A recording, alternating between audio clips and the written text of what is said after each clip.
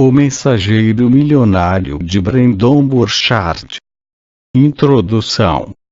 Este livro se baseia em 3 argumentos centrais: a história de sua vida, seu conhecimento, sua mensagem e o que você aprendeu com a experiência e quer compartilhar com o mundo tem maior importância e valor de mercado do que você, provavelmente, já sonhou um dia. Você está neste mundo para fazer a diferença, e o melhor modo de fazer isso é usando seu conhecimento e sua experiência, sobre qualquer tema, em qualquer setor, para ajudar outras pessoas a obterem êxito. Você pode ser remunerado se compartilhar informações e recomendações práticas e úteis que ajudem outros a obterem êxito.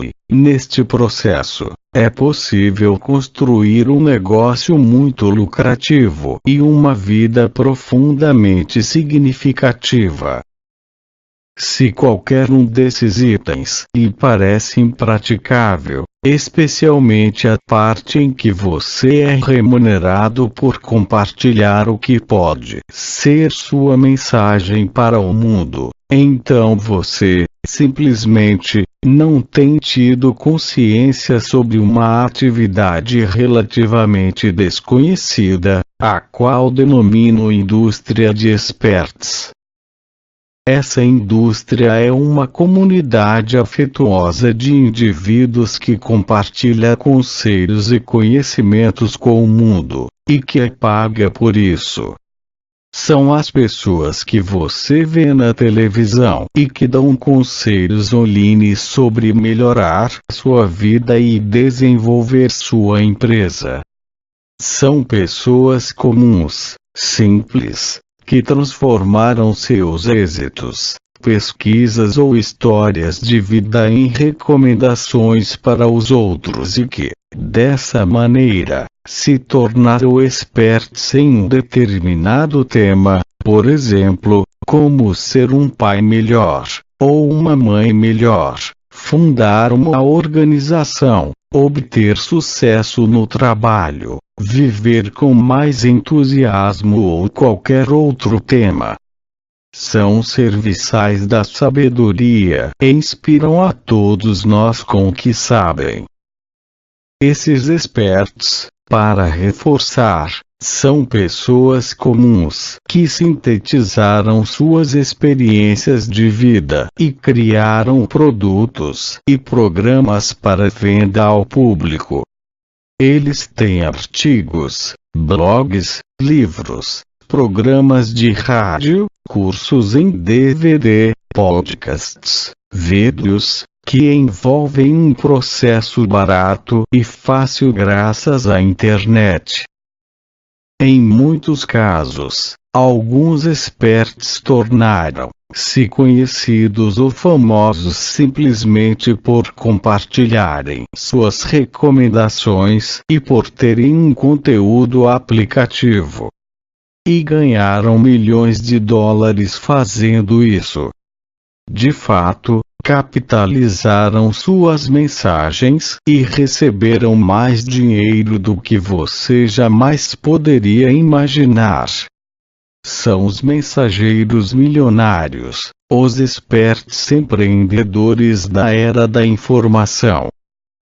Apesar de você, atualmente, não se considerar um expert ou guru, o fato é que qualquer indivíduo pode ser um. Não se preocupe. Nós reestruturaremos as palavras expert e guru se você as associa negativamente, pois ser um expert ou guru significa meramente ajudar as pessoas a obterem sucesso, o que é algo muito bom.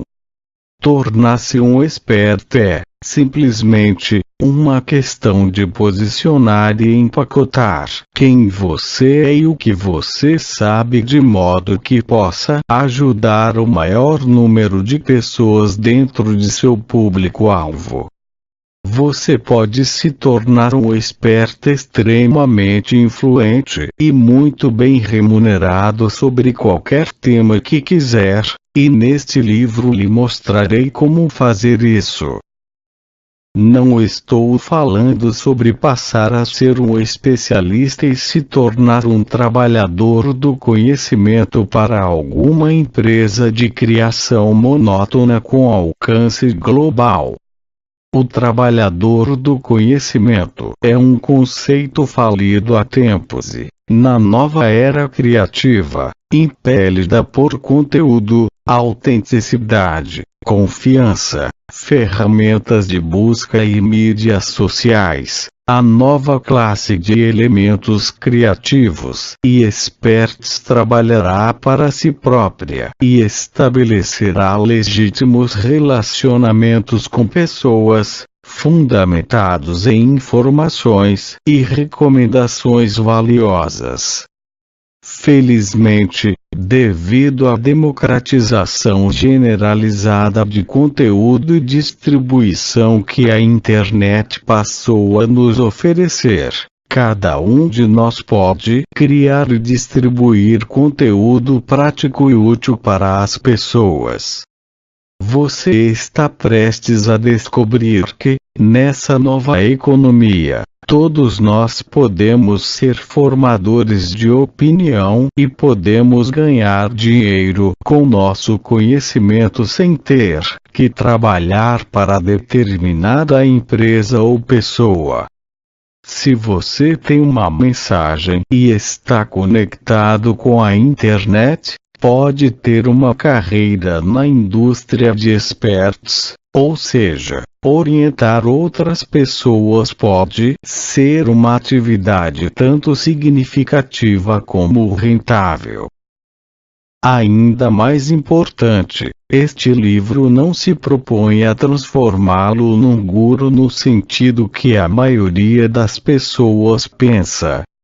Não quer dar-lhe um passo a passo para que você se torne um palestrante motivacional ou inspiracional, embora certamente você possa ser ambos.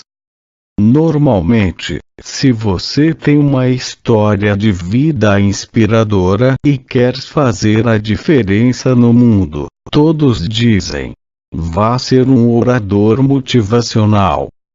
É lamentável que a única linguagem de nossa cultura apta a descrever uma pessoa que ajuda aos demais habitualmente tem sido limitada à expressão orador motivacional, quando até os que atuam sob essa égide o fazem mais como experts. O ato de se expressar oralmente é apenas uma das 6 áreas em que um experto pode atuar.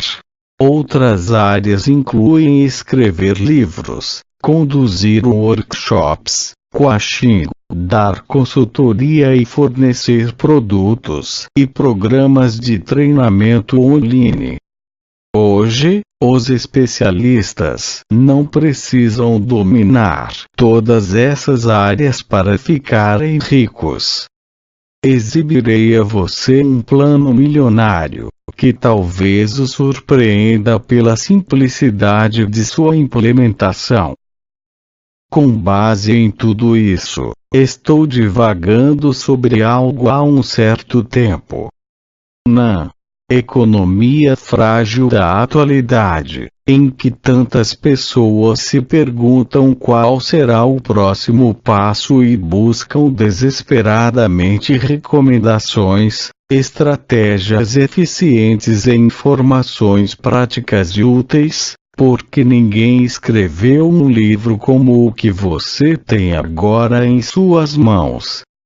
Acredito que este momento histórico constitui a maior oportunidade empreendedora da história e representa uma pequena parte de um desenvolvimento natural e lógico de nossa economia. As pessoas têm uma grande necessidade neste momento. Elas precisam de orientação, tutoria e coaching, e você pode dar isso a elas e fazer uma diferença substantiva, e, ainda, enriquecer. Sei que minhas palavras podem parecer um pouco surreais. Por isso, meu desejo neste livro é ensiná-lo sobre essa indústria e lhe apresentar esses 3 argumentos de modo concreto, racional e implementável, de modo que você empreenda a ação e comece a inspirar e orientar outras pessoas sobre como obter sucesso na vida pessoal, ou no trabalho, ou em qualquer tópico selecionado.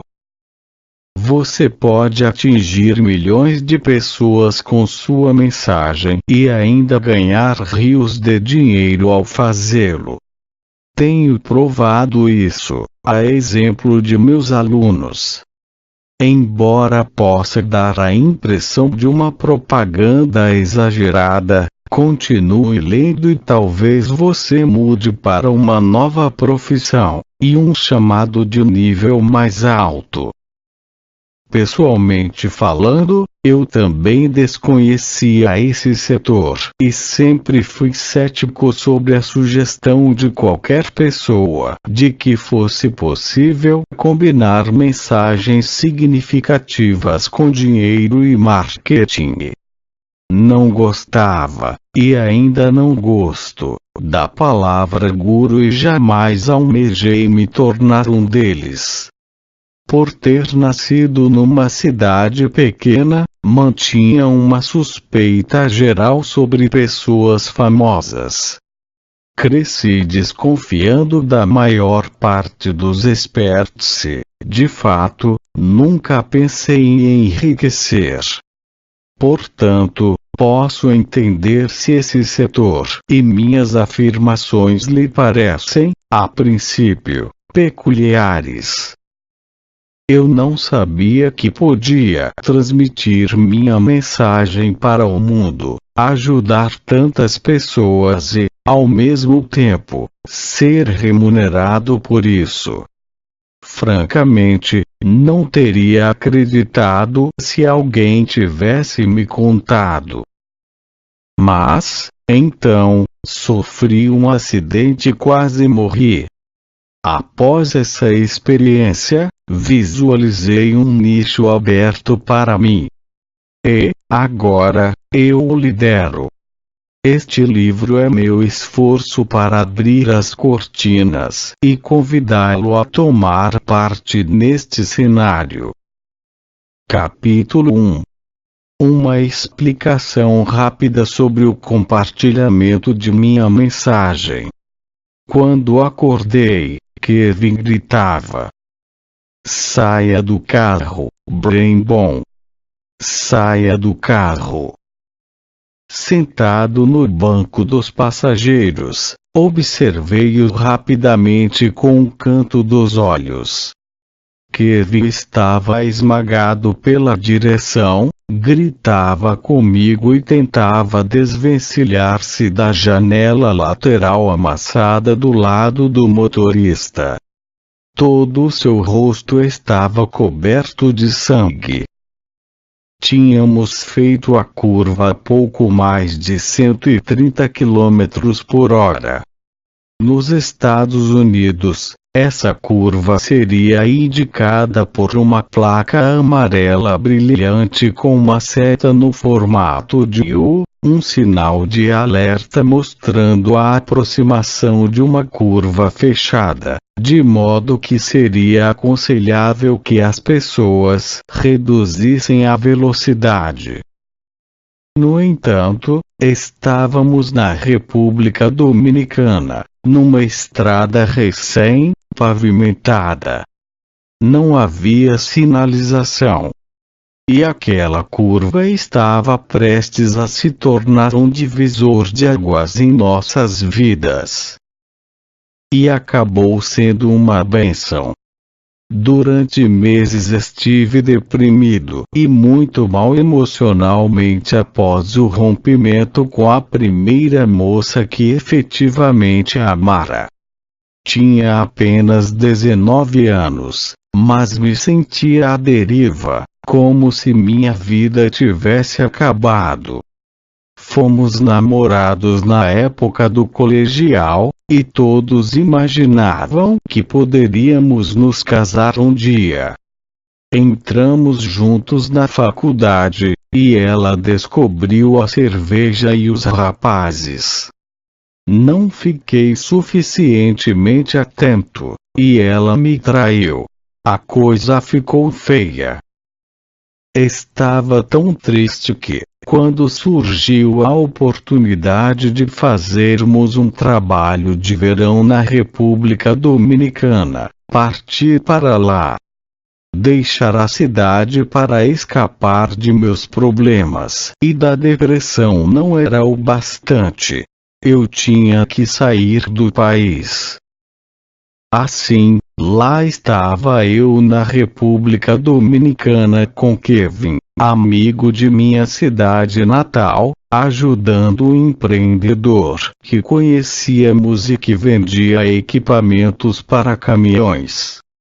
Retornávamos da casa de um cliente, por volta da meia-noite. Era uma noite caribenha escura e enevoada. Todas as janelas do carro estavam abertas, e no rádio tocava a música Life is a Highway, de John Coltrane. Enquanto percorríamos velozmente a estrada, cercada pela mata, e com o ar úmido passante que atravessava o carro, minha depressão teve uma trégua. O peso de minha solidão e tristeza diminuiu na velocidade do som. Fechei os olhos, tentando esquecer minha alma desfalecida, e berrei aquela canção a plenos pulmões. Então, Kevin gritou: "Meu Deus! Brandon, cuidado!"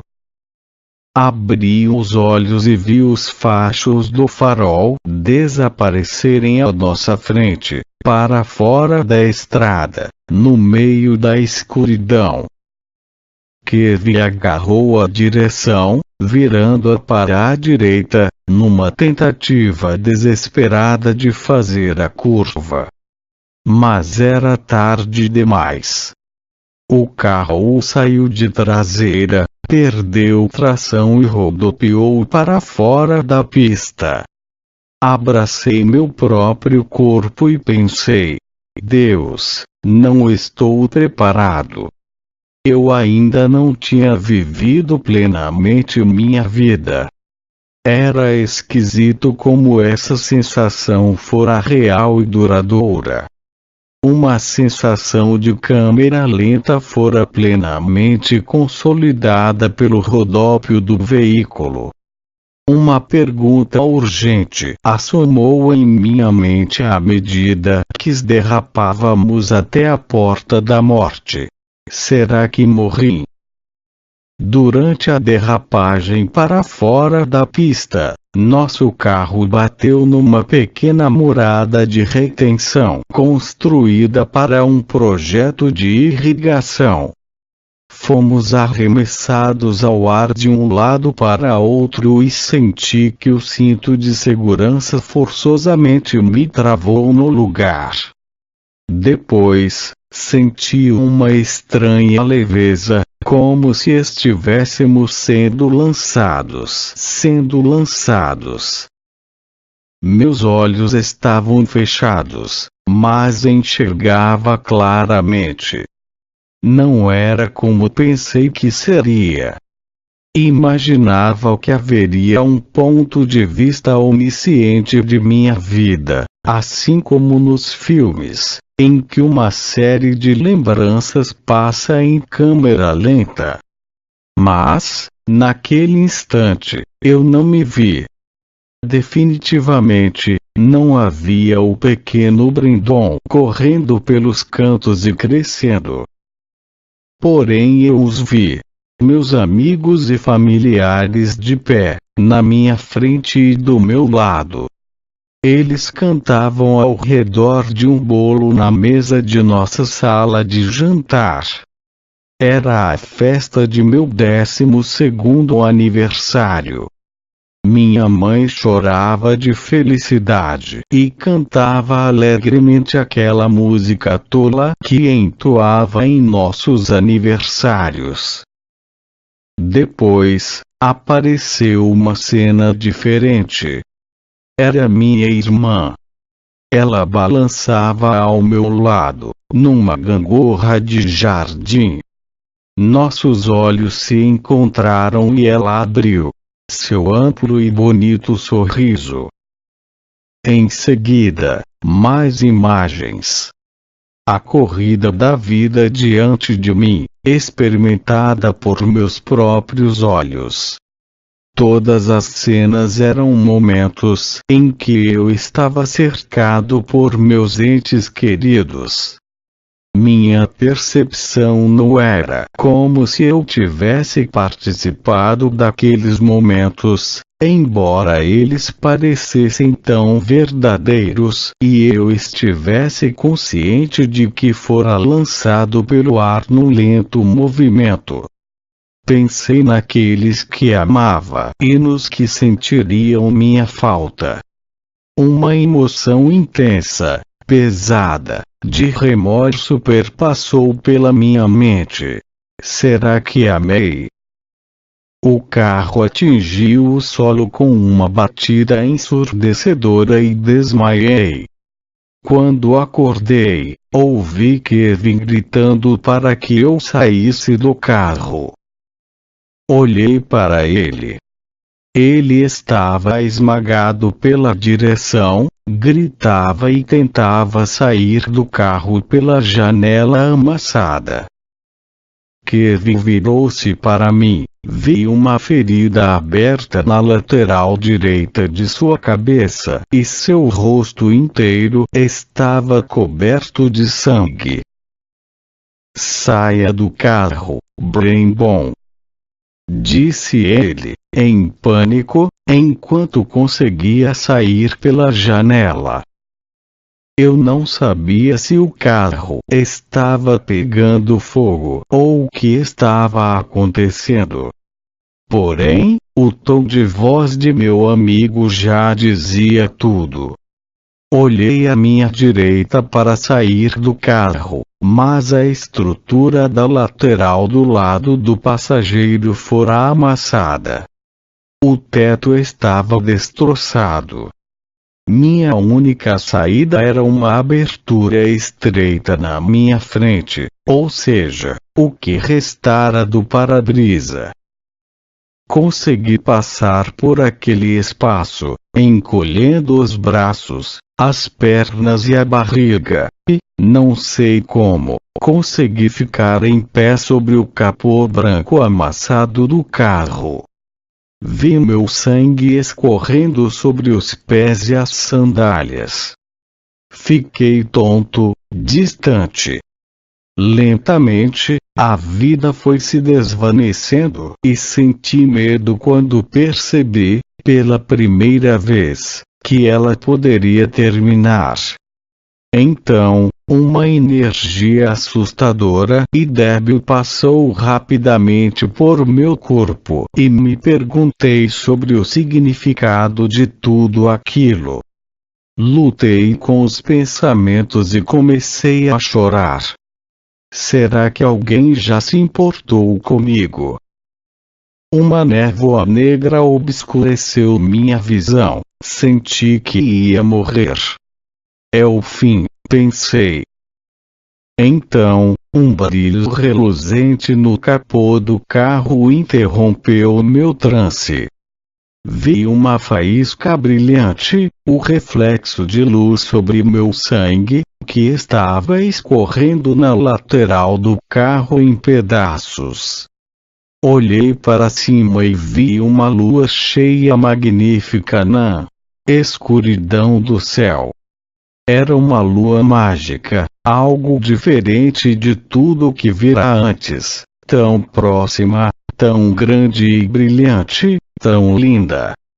Senti que estava me erguendo dos destroços de minha vida, além de estar profundamente conectado com o firmamento e as ondas azuladas que riscavam pelo céu noturno. Não havia dor, nenhum sentimento, uma inexistência cheia de silêncio, um momento que nunca esquecerei. E, depois, lentamente, uma sensação de estar centrado. Eu não estava tendo uma experiência fora de meu corpo. Na realidade, jamais me senti tão conectado com o corpo como naquele instante. Senti uma estabilidade interior e tive uma sensação de gratidão que me purificou completamente. Uma apreciação pela vida que, ainda hoje, não consigo descrever.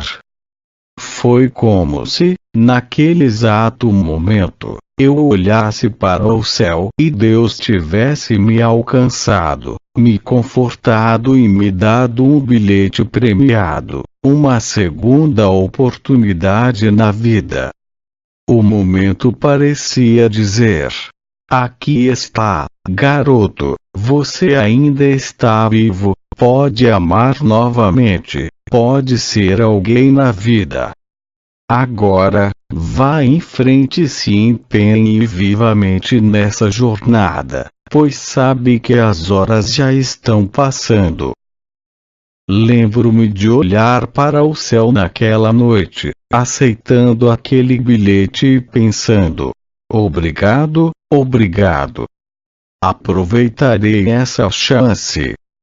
Um sentimento de gratidão indescritível adentrou em minha vida e nunca mais foi embora. Senti as lágrimas escorrendo pelo rosto, lágrimas de felicidade. E, pela primeira vez em meses, minha alma se encheu de júbilo. Essa é uma história que aprendi a compartilhar com mais detalhes, presença e coração cada vez que a conto para plateias ao redor do mundo. No nosso retorno da República Dominicana, tanto Kevi como eu sobrevivemos com nossa cota de cortes, hematomas e ossos quebrados. Porém, graças a Deus, vivos e bem, nenhum de nós pensava muito sobre o acidente. Essa atitude pode parecer estranha, contudo aprendi que todos nós consideramos nossas experiências de vida, mas, raramente, procuramos encontrar e revelar seus significados.